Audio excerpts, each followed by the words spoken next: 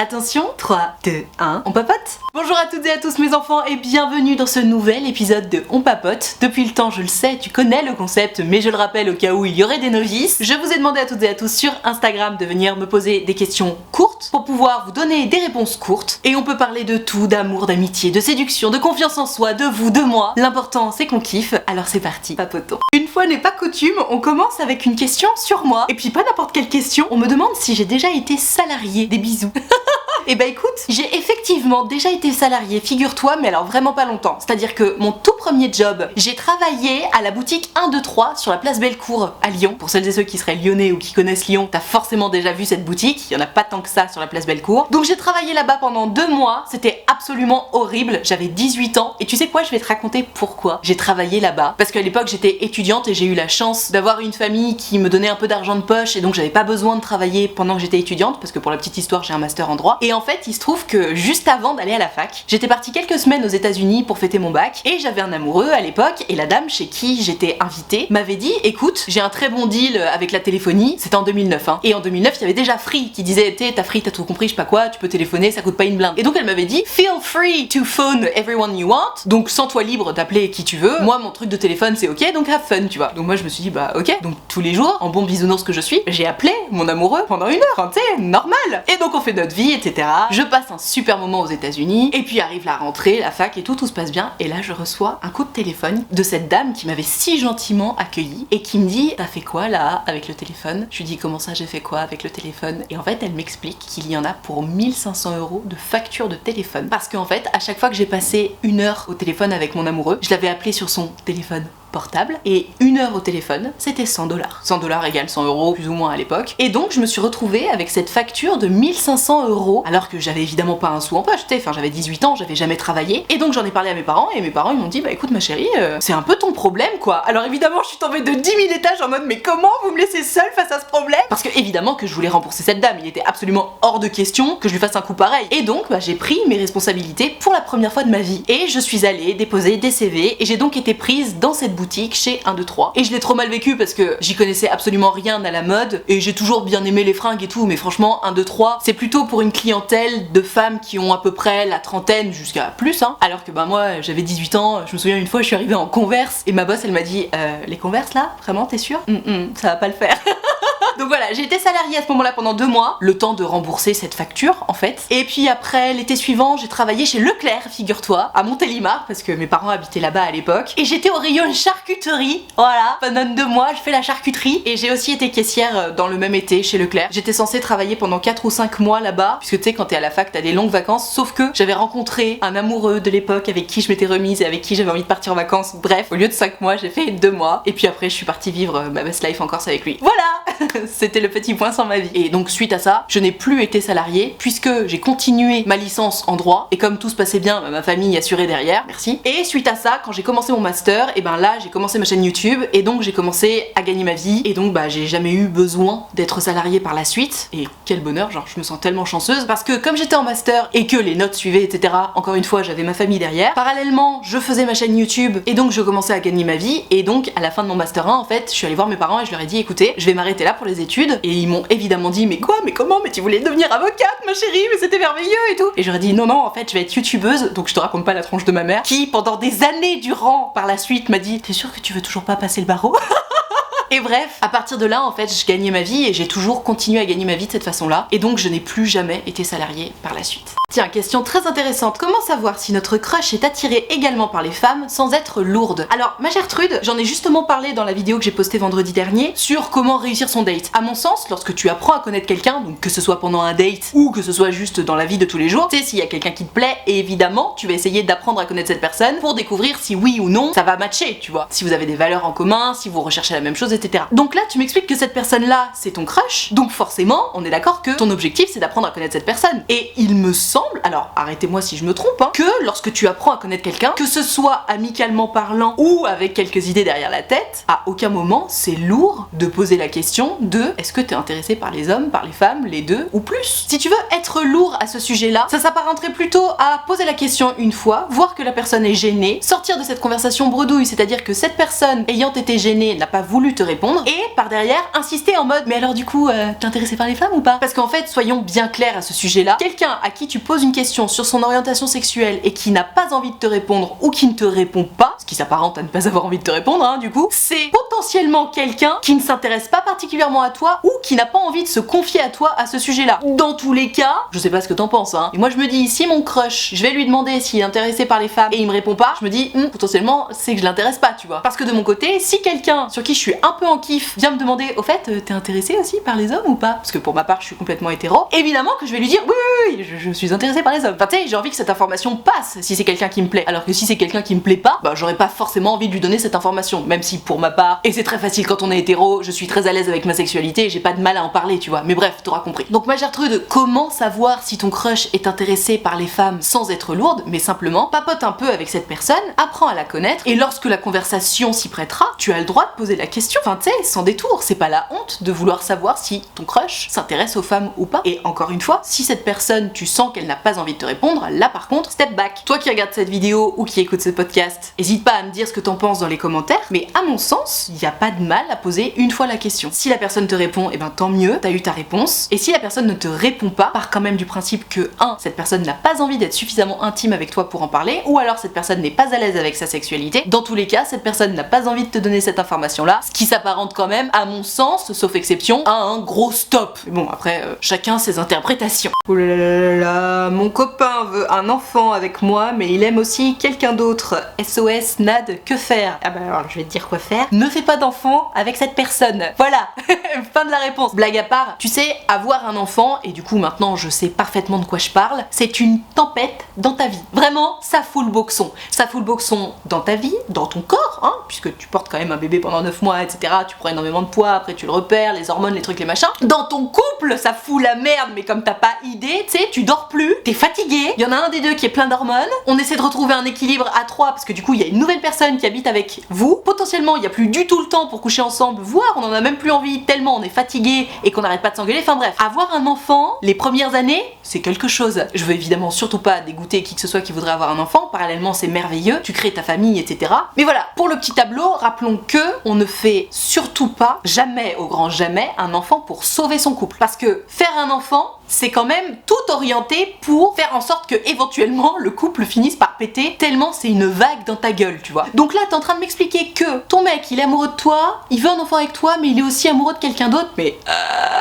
enfin tu sais, moi je la vois venir à 100 000 km ton histoire problématique à l'eau de rose, c'est-à-dire si tu dis oui, vous allez faire un enfant ensemble, donc les 3, 4, 5 premiers mois de la grossesse ça va être merveilleux et tout, nana, il va complètement délaisser l'autre personne dont il est amoureux. Et puis quand tu vas commencer à rentrer dans le dur de la grossesse, c'est-à-dire vers 7, 8, 9 mois là, tu sais les moments où t'as un bide comme as, où t'arrives plus à bouger dans le lit, où de toute façon tu peux plus rien faire puisque même marcher ça t'essouffle, t'es pleine d'hormones, t'es en train de pleurer, enfin bref, à ce moment-là, il va commencer à se dire oh elle est un peu casse-couille celle-là, je vais retourner voir un peu l'autre. Donc déjà, je te raconte pas le moral, t'as un bide comme as, tu reconnais plus ton corps, tu perds complètement confiance en toi et en plus ton mec il est en train de s'envoyer en l'air à côté, génial. Et puis après, cerise sur le gâteau, tu accouches, il y a l'enfant, donc vous ne dormez plus ni l'un ni l'autre, vous n'arrêtez pas de vous engueuler et lui il se dit quoi? Ah bah dis donc, j'étais vachement mieux avec l'autre, ciao. Et ta vie est foutue parce que tu es engagé ad vitam aeternam avec quelqu'un qui t'aura abandonné. Voilà, alors forcément c'est le scénario catastrophe, mais honnêtement, vu ton schéma de départ, c'est quand même pas impossible qu'il se réalise, tu vois. Donc que faire? Tu fais évidemment ce que tu veux ma Gertrude, moi à ta place j'irai pas. Mais encore une fois, chacun fait ce qu'il veut. D'ailleurs, toi qui regardes cette vidéo ou qui écoute ce podcast, n'hésite pas à donner ton avis dans les commentaires. Encore une fois, ouvrons le débat, on est là pour ça. Mais sincèrement, hein, j'y crois pas.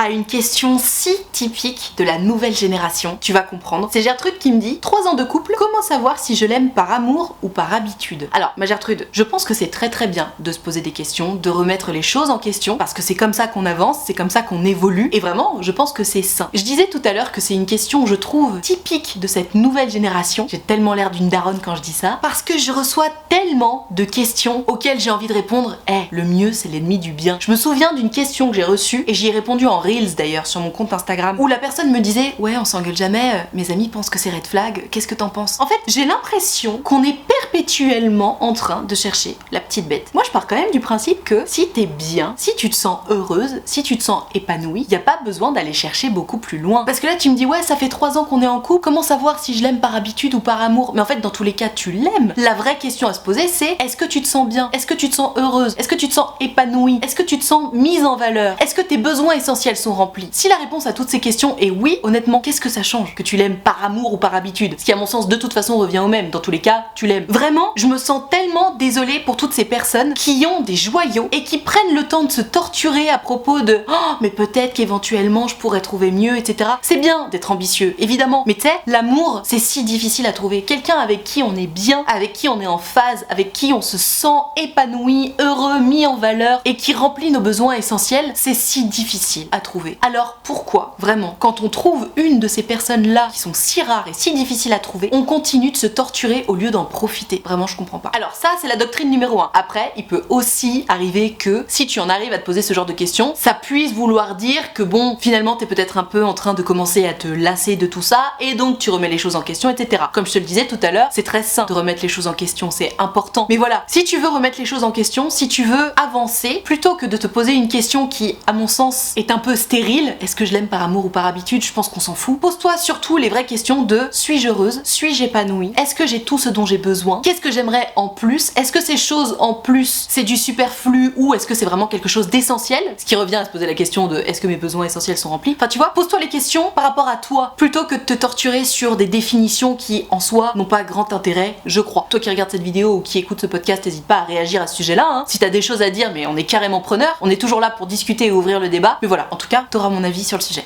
Oh non mais pauvre Alphonse, il me dit je n'arrive pas à l'oublier, pourtant arrêter la relation était la meilleure solution. Oh, je suis trop désolée pour toi. Alors mon Alphonse, quand on se retrouve dans ce genre de situation, malheureusement, je suis désolée, mais il n'y a pas de recette miracle. Le seul remède c'est le temps, comme dirait l'autre. Avec le temps, tout s'en va, c'est vrai, et parfois, ce temps en question peut être un peu long. Et tu sais, à chaque fois que tu vas te retrouver dans une situation où tu te rends compte que bah ouais, cette personne te manque, et potentiellement que t'as envie de lui écrire ou de retourner en arrière ou quoi que ce soit, rappelle-toi toujours de pourquoi vous n'êtes plus ensemble. Pourquoi il valait mieux se séparer plutôt que de rester ensemble. C'est, j'imagine, une raison valable, sinon tu l'aurais même pas mentionné dans ton message. Et rappelle-toi que de toute façon, tant que cette raison est valable, il serait absolument stérile, voire masochiste, de retourner en arrière. Parce que tu sais, recontacter son ex, évidemment, c'est sexy. Évidemment qu'on a envie d'avoir des nouvelles de son ex. Évidemment qu'on a envie d'aller boire un verre avec son ex. Parce que aller boire un verre avec son ex, c'est l'assurance d'un date face à quelqu'un qui évidemment te plaît, puisque sinon t'aurais pas été en couple avec cette personne, et potentiellement de pécho quelqu'un qui évidemment va être entre guillemets un bon coup à tes yeux, puisque vous vous connaissez et vous savez en principe ce que vous aimez l'un l'autre. Donc bref, évidemment on a toujours envie d'aller boire un verre avec son ex, mais Alphonse, rappelle-toi toujours que recontacter ton ex, revoir ton ex, enfin bref, faire un pas en arrière, c'est annuler tout le travail que tu as fait depuis la rupture. C'est-à-dire que on est sur une soirée de bonheur pour 3 mois de désespoir balayés sur un texto. Donc je ne te conseille surtout pas de retourner en arrière tant que cette raison valable est toujours valable. Maintenant, encore une fois, le seul remède c'est le temps, et pour que ce temps qui paraît si long puisse passer un peu plus vite, bah tu connais hein, il faut s'occuper, il faut sortir, voir du monde, avoir des projets, des choses qui te font un peu vibrer, éventuellement pourquoi pas dater des nouvelles personnes, mais voilà. Courage, parce que je sais que c'est pas facile, je pense qu'on est toutes et tous plus ou moins déjà passés par là, et je te promets que ça finira par passer, c'est juste que là pour l'instant bah t'es dans le dur, et il faut passer par là de toute façon pour pouvoir passer à autre chose. Courage. Je veux être en couple avec mon meilleur pote, mais il s'est remis avec son ex. Comment faire? Bah Gertrude, comment faire? Bah là on est d'accord que c'est un peu une impasse quand même, parce que le mec a préféré se remettre avec son ex plutôt que tenter quelque chose avec toi. Alors je sais pas s'il est conscient des sentiments que tu éprouves pour lui, éventuellement tu peux lui faire ta déclat, tu peux lui dire écoute voilà je suis amoureuse de toi, etc. Peut-être que ça te fera du bien, peut-être même que lui ça le fera réfléchir, mais là il est en couple en fait. Il a décidé de s'engager avec quelqu'un d'autre, de se réengager d'ailleurs avec quelqu'un. Donc est-ce que ça va durer avec son ex ou pas? Ça pour le coup l'avenir te le dira. On parlait tout à l'heure de se remettre avec son ex, donc est-ce que les raisons valables pour lesquelles ils se sont séparés sont toujours valables ou non? Quoi qu'il en soit, s'il s'est remis avec son ex, c'est qu'il arrive toujours pas à l'oublier et qu'il a envie de continuer avec cette personne. Donc ma Gertrude, comment faire? Là, à part, je te dis, lui dire clairement ce qui se passe pour toi et prendre ton mal en patience, bah y a rien d'autre à faire. Moi je pense que le mieux à faire là, littéralement, c'est d'essayer de passer à autre chose, parce que de toute évidence, il est pas disponible émotionnellement là, hein, ton meilleur ami. D'ailleurs, peut-on réellement appeler meilleur ami quelqu'un dont on est amoureux ou amoureuse? Je ne pense pas, mais bon, c'est un autre débat. Question très intéressante. Quand notre crush nous ghost, faut-il demander des explications ou disparaître comme lui? Alors, ma Gertrude, je pense que ça dépend de chacun, chacune, et surtout, je pense que ça dépend de ce que tu espérais par rapport à cette personne qui t'a ghosté. Parce que, évidemment, s'il s'agit de quelqu'un dont t'avais absolument rien à carrer, en principe, le ghosting passe presque inaperçu, puisque bah, tu t'en foutais un peu de cette personne, et bon bah, il ou elle répond plus, ça t'en touche une sans faire bouger l'autre, comme dit le dicton si distingué. Maintenant, si à l'inverse, la personne qui t'a ghosté, bah t'avais pas mal d'attentes, parce que justement cette personne te plaisait, etc. Oui, je pense qu'évidemment tu peux demander des explications. En fait, il me semble que quoi qu'il arrive, notamment en amour, il y a jamais rien qu'il faille faire ou qu'il faille pas faire. Pour moi, une fois que tu t'es fait ghoster, si tu as envie / besoin d'explications, bah évidemment envoie un message. De toute façon, foutu pour foutu, il te répond déjà pas. Donc on n'allait pas continuer la relation, tu vois. Je pense que si tu en as besoin de cette explication, évidemment, demande-la. Alors, je te conseille vivement d'envoyer un message doux, surtout pas d'insultes ou quoi que ce soit, parce que ça donnera encore moins envie de te répondre. Mais tu vois, un message du style coucou, bon bah j'ai l'impression que du coup c'est un petit peu mort, je vois que tu me réponds plus, est-ce que tu peux juste m'expliquer ce qui s'est passé, parce que bah j'ai un peu de mal à comprendre. Bisous. Tu passes absolument pas pour la lourdeur, tu veux juste comprendre ce qui s'est passé pour passer à autre chose, et ça s'arrête là. Moi je pense que si tu en as besoin, oui il faut demander des explications. Et si tu t'en fous un peu, bah non, si t'as pas besoin d'explications, n'en demande pas, tu vois. Simplement fais ce que tu as besoin de faire, et ça s'arrête là. Ah, j'adore cette question. Quand on sent la tension entre nous, est-ce que ça veut forcément dire que la personne en face la ressent aussi? Alors, mon esprit bisounours, Walt Disney, frère Scott a tendance à penser que quand tu ressens quelque chose pour quelqu'un très fort, la personne en face ressent forcément quelque chose aussi. Malheureusement, la réalité est régulièrement tout autre. C'est-à-dire qu'il arrive, évidemment, que certaines personnes soient complètement transies d'amour, alors que l'autre en face, ben non en fait, ça va pas du tout le faire, tu m'intéresses pas du tout. Donc moi Gertrude, là tu me demandes si quand tu sens une tension face à quelqu'un, l'autre le sent aussi, j'ai tendance à penser que oui, parce que une tension entre deux personnes, t'as besoin d'être deux pour faire monter la mayonnaise, tu vois. Je pense, hein. Maintenant, il peut aussi arriver que tu aies l'impression de sentir une tension, alors que bah, c'est juste ce que dégage cette personne et tu t'es méprise dans ton interprétation. Ça arrive. Donc à toi de voir. Essaie de te refaire un peu le film dans ta tête. Est-ce que tu penses qu'effectivement c'était un ping-pong, le délire, genre il y avait une réelle tension et chacun vous remettiez une pièce l'un après l'autre, ou est-ce qu'il y a que toi qui a fait des choses et l'autre c'est finalement pas très clair pour savoir si oui ou non il ou elle a fait quelque chose pour faire monter la mayonnaise, tu vois. Pour le coup, pour te répondre précisément, j'aurais vraiment besoin que tu me racontes l'histoire en détail et ce fameux moment où il y a eu de la tension, ou les fameux moments d'ailleurs. Mais voilà, à toi de voir, j'en appelle à ton sens critique en fait, parce que oui évidemment, encore une fois à mon sens, d'une manière générale, quand tu sens une tension face à quelqu'un, bah, c'est qu'on est dans un jeu et que les deux sont concernés. Maintenant encore une fois, il arrive qu'on se trompe, qu'on interprète mal certains signaux et que vraiment mais on fonce dans le mur, donc à toi de voir. Et d'ailleurs tu sais quoi, au bout d'un moment, si tu te poses trop la question, si t'arrives pas à être clair ou quoi que ce soit, tu peux aussi lui poser